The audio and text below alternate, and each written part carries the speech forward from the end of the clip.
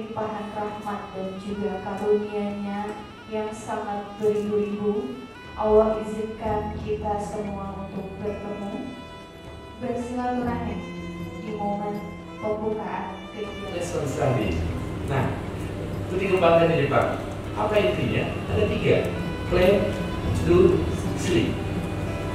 Plan itu adalah perencanaannya, do-nya pelaksanaannya di kelas, dan C adalah refleksi.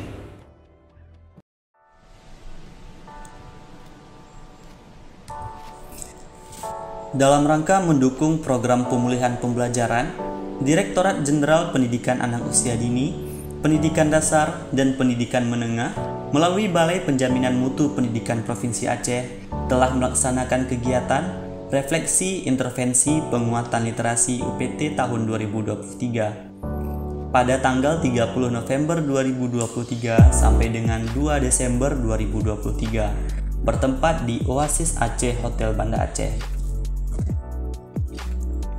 Adapun yang melatar belakangi diadakannya kegiatan ini adalah hasil asesmen nasional 2022 menunjukkan bahwa kurang lebih 18% SD belum mencapai kompetensi minimum literasi dan merata di 503 kabupaten kota. Kebijakan Kemendikbudristek terkait buku bacaan bermutu untuk literasi Indonesia. Program buku bacaan bermutu berfokus untuk meningkatkan kompetensi literasi dan daya baca siswa. Tahun 2022 telah terdistribusi sejumlah 15 juta lebih buku di 14.595 SD.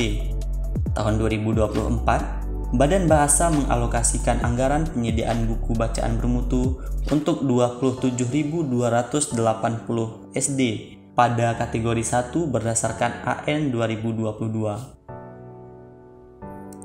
Kebutuhan pendampingan agar buku dapat digunakan dan dimanfaatkan secara maksimal untuk menumbuhkan kesenangan membaca dan pembelajaran. Kebutuhan bimbingan teknis, pendampingan komunitas belajar, dan refleksi sebagai upaya pendampingan pemanfaatan buku bacaan bermutu bagi satuan pendidikan kategori 1. Kebutuhan perolehan umpan balik dari intervensi yang sudah dilaksanakan, maka dipandang perlu melakukan refleksi sehingga terus terjadi perbaikan dan peningkatan.